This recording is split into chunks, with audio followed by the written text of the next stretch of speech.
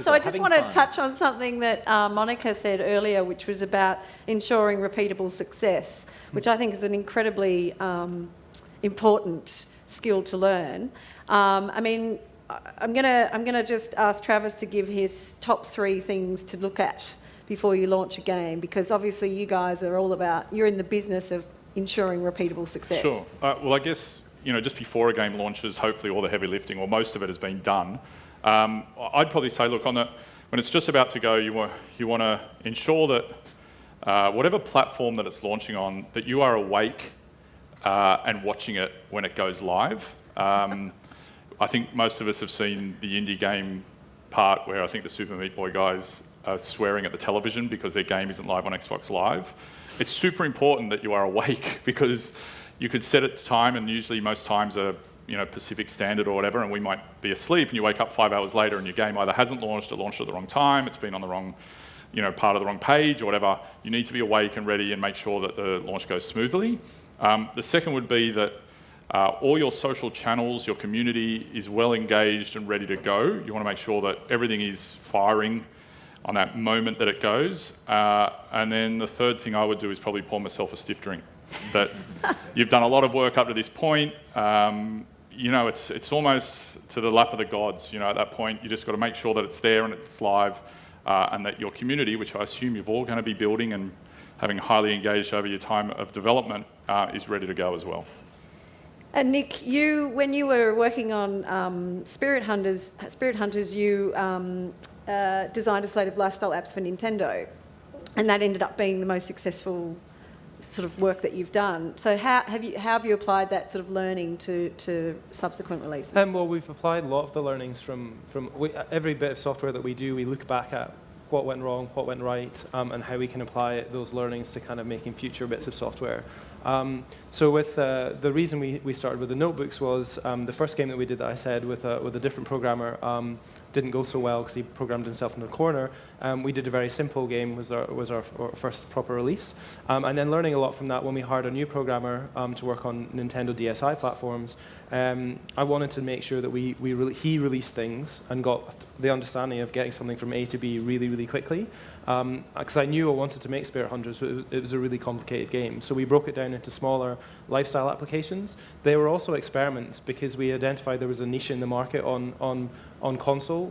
So there's all these apps coming out on iPhone and iPad. There's no apps on console. And I'm like, I wonder if people would buy apps. Yeah. So I thought, well, I reckon we can make a notebook in like 16 weeks. Let's try that. And it will get Stephen, our new programmer, through the whole process. And it won't require loads and loads of complex gameplay and stuff, and I'm sure there's going to be loads of problems that we'll encounter that we didn't imagine. And yeah, we've made a scarily huge amount of money out of that, which everyone goes, well, why don't you just do more? So we do look at that space, but I don't want to just be a purely app-driven company. Will you be doing more? Yeah, it's something we're looking at. We've got some interesting conversations with Nintendo that we're hoping to kind of carry off on E3. But Spirit Hunters was a very character-driven game, and another game we released at the same time was very abstract, and we've applied the learnings from that to Blast and Monies to try. We saw a lot of how our videos were viewed on the storefronts, a lot of how the community reacted to various aspects of the games, and we've hopefully applied a lot of the learning from both of those games into Blast and Monies, and there's a large reason for why it is how it is and how it looks and what sort of game it is. So you're hoping to repeat that success? Well, hopefully, yeah. You always dream. And Holly, what about you? I mean, obviously for you guys, success is phenomenal. But in terms of your the early sort of stages of Kabam's career, how did you, how quickly could you discover what was working and then reapply that to subsequent games?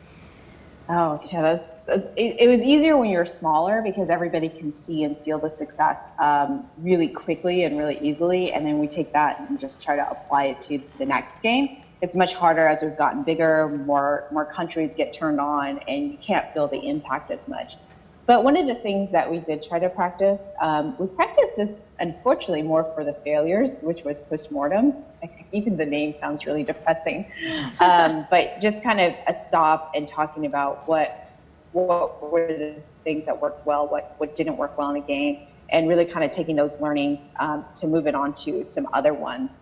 And that, I think, is very helpful. And even with success, oftentimes there's a phrase that we say that sometimes success really covers up things. That one of the things that I would recommend is to kind of just pause and really ask ourselves, as Monica mentioned earlier on, like, what are the things that are successful? We found that through how we did our UA, which is our user acquisition. Early on, we did that with Kingdoms of Camelot, then we applied it to our other franchise, which is Dragons of Atlantis. So it really is finding those special natural points of when it is success, and really do kind of what we call post-mortem, not only for failed games, but games that are of success as well, and trying to figure out, okay, what are those best practices? As the nice thing about free-to-play is there's some natural milestones. Particularly, you release a feature and you see that it becomes very popular, then everybody wants to know why. What do you think? And oftentimes, we obviously have listservs that share kind of a lot of those successes as well. And then on top of that, somebody had mentioned, some of the top grossing games or those things. Sometimes, you can look at those games as well and try to even you should have that discussion of what do we think makes it successful. I think that's super helpful to kind of replicate success and really build up your intuition and gut. Fantastic. Now, we are dead on 1 o'clock, so I'm going to take this moment to say thank you to everybody for their amazing generosity of sharing your experiences and your contributions today. So thank you to the panel.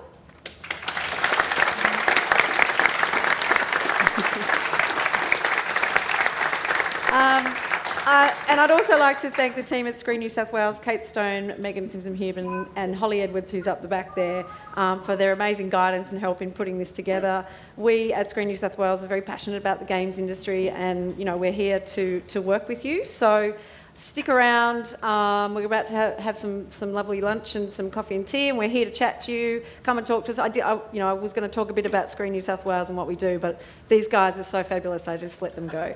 So you can talk to me direct about that. We are also interested in hearing what you thought of the panel session today. I know there's been a flood of questions on Twitter that we haven't got to, but there's a data capture sheet at the front of the room. If you want us to email you a post-event questionnaire where you can tell us what you think, we will do that tomorrow.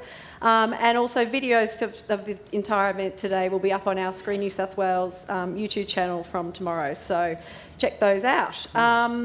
So yeah, thanks everyone. I hope you had a good time and enjoy the rest of the day.